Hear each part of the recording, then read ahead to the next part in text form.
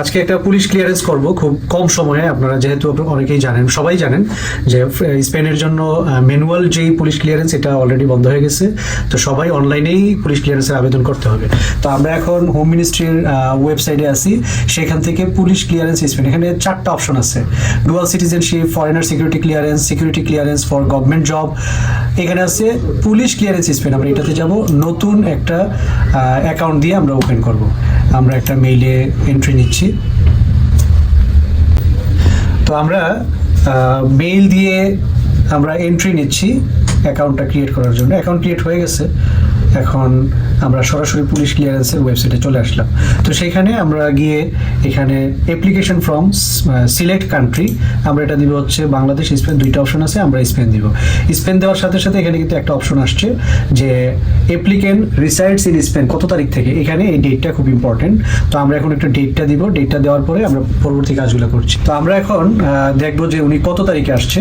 উনি আসছে হচ্ছে 25 সালে, এটা হচ্ছে 25 সাল আর ডিসেম্বর মাস 17 তারিখে উনি এন্ট্রি নিয়েছেন।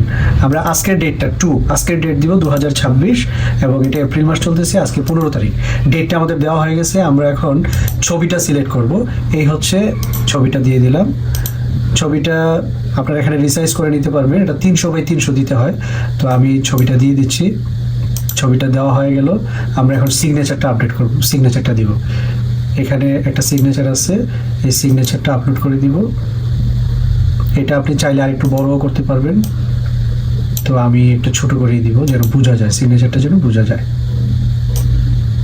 ওকে, এখন পুরো সিগনেচারটাই আসছে। শেষ, কাজ শেষ, ছবি করার কাজটা শেষ। আমি এটা সেভ দিয়ে নিব কারণ বারবার এটা চলে যায়। এখন এডিট করব। আমরা ছবিটা আর হচ্ছে সিগনেচারটা আপডেট করে নিয়েছিলাম। এখন আমরা ডিটেলস দিব, নামটা দিব।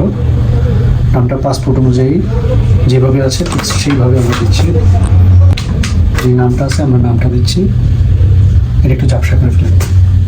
আমরা দেখেন নাম বসাই দিলাম, ওনার নাম, ওনার বাবার নাম, ওনার মার নাম, ওনার জন্ম ডেট। তারপর আমরা দিব হচ্ছে পাসপোর্ট অর্ডিনারি। 3টা অপশন আছে, ডিপ্লোম্যাটিক, অফিসিয়াল, অর্ডিনারি। তারপর আমরা দিব হচ্ছে ওনার পাসপোর্ট নাম্বারটা দিয়ে দিব। পাসপোর্ট নাম্বার যেটা আছে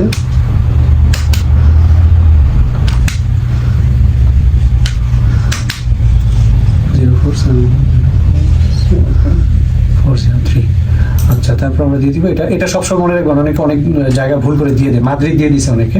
তো এটা হবে ঢাকা। আমাদের পাসপোর্ট সবসময় প্লেস অফ ইস্যু ঢাকা। এটা এখানে করলেও আমাদের প্লেস অফ ইস্যু হচ্ছে ঢাকাতেই হয়। আচ্ছা, তারপর আমরা দিব হচ্ছে উনি মেইল। উনি তো আনমেরিড না, তো আনমেরিড হলে ঝামেলা নাই, কিন্তু যদি মেরিড হয় তাহলে ওয়াইফের নাম আর ওনার প্লেস অফ বার্থ ওটা দিতে হবে। তারপর আমরা দিয়ে দিব হচ্ছে পাসপোর্টের মেয়াদ, কবে ইস্যু করা হয়েছে। এটা হচ্ছে 2023 সালে এটা ইস্যু করা হয়েছে এবং এপ্রিল মাস, এপ্রিল 2 তারিখ, 2 এপ্রিল। আমরা এটার এক্সপায়ার ডেট দিয়ে দিব। এক্সপায়ার ডেট হচ্ছে 2028। যার পাসপোর্টে যা থাকবে সেম বিষয়টাকে দিতে হবে। এবং মাস হচ্ছে এপ্রিল।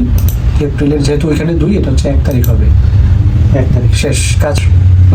তো আমাদের পেজটা মানে আমরা ফার্স্ট পেজ, এটা বেসিক ইনফরমেশন শেষ করে ফেললাম। ওনার নাম, তারপর ডিটেলস আমরা দিয়ে আমরা নেক্সট পেজে যাব। নেক্সট পেজে যাওয়ার পর আপনার পাসপোর্ট অনুযায়ী ওনার যে জেলা, ওই জেলার অ্যাড্রেস দিতে হবে। ওনার হচ্ছে সিলেট, তাই না? আমরা সিলেট গিয়ে এখান থেকে সিলেক্ট করে নেব। তারপর আপনি সিরিয়াল বাই সিরিয়াল যাবেন। এটা হচ্ছে থানা। থানা হচ্ছে বিয়ানীবাজার, এখানে আছে যেভাবে আছে সেভাবেই বিয়ানীবাজার। তারপর আমরা যাবো হচ্ছে ওনার পোস্ট কোড। ওনার পোস্ট কোড হচ্ছে 3170। 3170। অনেক সময় পাসপোর্টে থাকে না, এটা একটু নিয়ে নিতে হয়। তারপর পোস্ট অফিস হচ্ছে পোস্ট অফিস বিয়ানীবাজার,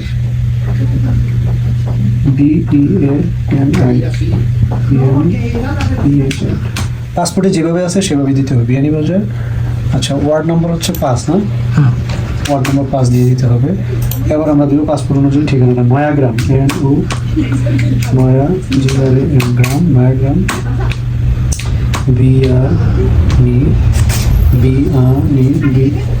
BE না,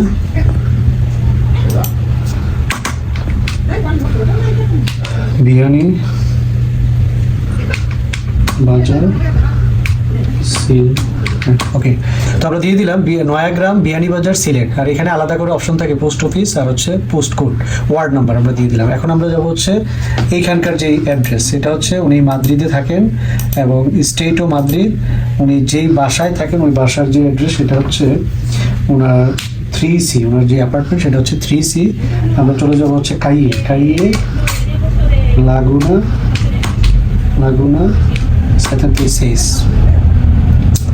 তারপর আমরা পোস্ট কোডটা দিয়ে দিব 25 নাকি 28, 25। ওকে, আচ্ছা। তারপর আমরা ফোন নাম্বার দিব, দেশের একটা ফোন নাম্বার ছিলাম হচ্ছে বেসিক ইনফরমেশনের পরে অ্যাড্রেস ইনফরমেশন। এখানে অ্যাপ্লিকেন্ট পার্মানেন্ট অ্যাড্রেস বাংলাদেশেরটা হবে, Sylhet, Beanibazar, post code, Beanibazar post অফিসের জায়গা, এগুলো লাল চিহ্ন কিন্তু সব দিতে হবে, ওয়ার্ড নাম্বার দিতে হবে, তারপর হচ্ছে অ্যাড্রেস দিতে হবে। নিচের যেই অপশনটা এটা হচ্ছে অ্যাপ্লিকেন্ট প্রেজেন্ট অ্যাড্রেস, এটা হচ্ছে মাদ্রিদের যে অ্যাড্রেসটা ছিল সব আপনার কাইয়ে, এটা হচ্ছে স্ট্রিট মানে কাইয়ে লাগুনা 76, আর এটা হচ্ছে হাউস নাম্বার 3C যা থাকে তা, তারপর জিপি কোড নাম্বার।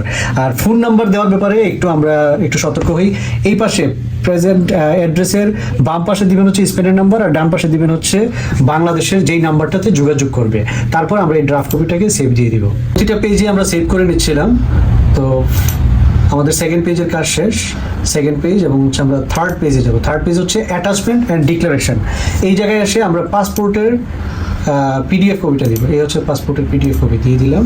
এটা আপনারা খেয়াল রাখবেন 1 MB নিচে হলে ভালো, এটা 437 KB আছে, এনাফ। আমরা এটা দিয়ে সামনের পেজে যাব। সামনের পেজে এইটাই হচ্ছে আপনার পেমেন্টের জায়গা।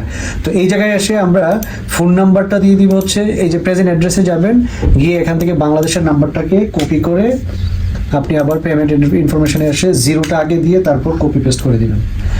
আমরা পেয়ে গেলাম। এবার আমরা কন্ট্যাক্ট অ্যাড্রেস, যেটা এডিশনাল অ্যাড্রেসে আপনাদের খেয়াল আছে যে আমরা এটা দিয়েছিলাম, অ্যাড্রেস যেটা বাংলাদেশের স্থায়ী ঠিকানা, ওই জায়গাটা থেকে আমরা কন্ট্যাক্ট অ্যাড্রেসটাতে এটা দিব। দেখেন এই নয়াগ্রাম, অর্থাৎ আপনার নয়াগ্রামে ভেরিফাই হবে।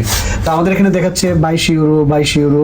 আমরা এখন ফাইনাল ইয়েতে চলে গেছি। যাওয়ার আগে আমরা যেটা করব, আমরা একটু বেসিক ইনফরমেশনগুলো আবার একটু দেখব।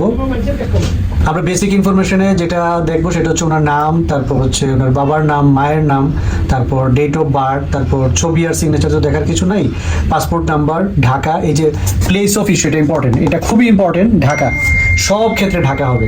তারপর হচ্ছে পাসপোর্ট ইস্যুর ডেট এবং হচ্ছে এক্সপায়ার ডেট। আমরা প্রথম পেজটা একটু দেখলাম। সেকেন্ড পেজে গিয়ে আমরা দেখবো হচ্ছে যে ওনার স্থায়ী ঠিকানা সিলেট, তারপর হচ্ছে এখানে যা যা দিয়েছিলাম সেগুলো ঠিক আছে কিনা। তারপর প্রেজেন্ট অ্যাড্রেসে আমরা স্পেনের ফোন নাম্বারটা ইউজ করছি বাম পাশে, ডান পাশে বাংলাদেশের ফোন নাম্বার ইউজ করছি। তারপর আমরা যখন অ্যাটাচমেন্টে গেলাম সেখানে কিন্তু আমাদের এখানে দেখাচ্ছে যে আমরা পাসপোর্ট যেটা স্ক্যান করছিলাম। আমরা ফাইনাল স্টেজে আছি। আমরা এখন ফাইনাল স্টেজে চলে আসছি। তো সেটা হচ্ছে একদম সব ডিটেলস দেওয়ার পর চারটা দেখেন, basic information, address information, attachment and declaration, এখানে পাসপোর্ট আমরা অ্যাটাচ করছি, এখানে পেমেন্ট ইনফরমেশন সব কিছু দেওয়ার পরে এখানে 22 ইউরো দেখাচ্ছে। আমরা সাবমিটে যাব। তো সাবমিটে যাওয়ার পরে আপনারা যেটা পাবেন, যদি মাস্টার কার্ড হয় মাস্টার কার্ড দিবেন, আর যদি ভিসা কার্ড হয় ভিসা কার্ড দিবেন। এখানে Sonali bank card, mobile banking, internet banking সব দেওয়া যায়। আমরা কার্ড সিলেক্ট করবো, যেহেতু আমরা দেশের বাইরে থেকে দিচ্ছি সেক্ষেত্রে এটা ভিসা কার্ড তো না ভাই, ভিসা কার্ডে যাব। ভিসা কার্ডে দেখাচ্ছে 25 ইউরো। আমরা কনফার্ম দিচ্ছি। কনফার্ম দেওয়ার পরে আমরা যেই একটা পেজ পাবো, ওই পেজটাতে যেই ইয়াটা থাকবে সেখানে হচ্ছে আপনার কার্ডের ডিটেলস দিতে হবে। এখানে আবার সময় দিতে হচ্ছে 8.5 মিনিট বা 9 মিনিট সময় দেয়, এর মধ্যে আমাদের কাজ হয়ে যাবে। একটু ওয়েট করতে হবে, সার্ভার যত করে নেয় আর কি। যেহেতু এটা সোনালী ব্যাংক প্রসেস করে, সোনালী ব্যাংক থেকে আবার বর্গানিসে হচ্ছে সিটি ব্যাংক এটাকে আবার প্রসেসিং করে। ইয়াতে চলে আসছে এখানে, এই যে সিটি ব্যাংক এটাকে প্রসেস করে $25 কাটবে। সেই ক্ষেত্রে আমরা এখানে নাম দিব, এই জায়গায় দিব হচ্ছে কার্ডের ডিটেলস, এখানে কার্ডের মাস, তারপর হচ্ছে এখানে ইয়ার দিব, আর এখানে হচ্ছে সিভিবি নাম্বারটা দিব।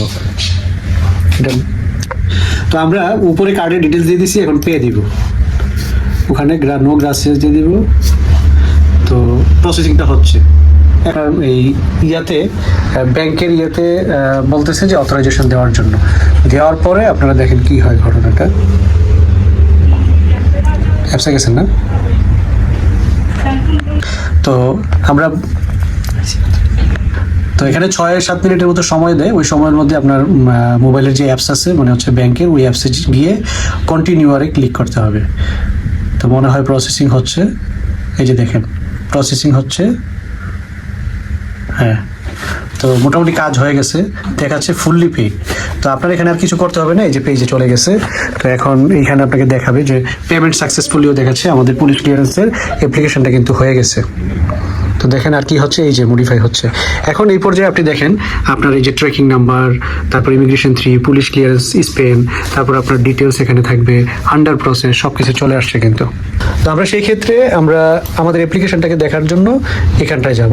তো এখানে গেলে আপনি দেখবেন যে আপনি যে পেমেন্ট করছেন ওই পেমেন্টের অপশনটা এখানে আছে। তারপর আপনি অ্যাপ্লিকেশন স্ট্যাটাসটা আপনি দেখতে পারতেছেন, এই যে সাবমিটেড জাস্ট। তো আমরা যদি আরেকটু, এই যে অলরেডি চলে আসছে, যে আপনি যদি চান এটাকে ডাউনলোড করতে পারবেন এখানে এই অপশনটা দিলে আপনার পুরো অ্যাপ্লিকেশনটা চলে আসছে। আচ্ছা, যদি চান আপনি ডাউনলোড করলেন, আর যদি না চান, যদি দেশে পাঠাইতে হয় সেই ক্ষেত্রে আপনি ডাউনলোড করে এটা পাঠিয়ে দিলেন, যেহেতু পুলিশ ক্লিয়ারেন্সের জন্য ভেরিফাই হইতে পারে এই জন্য। আর এটাকে পরবর্তীতে আপনি চেক করার জন্য ওই যে আপনি যে মেইল নাম্বারে ঢুকছেন ওই মেইল আর পাসওয়ার্ডটা খুব ইম্পর্টেন্ট।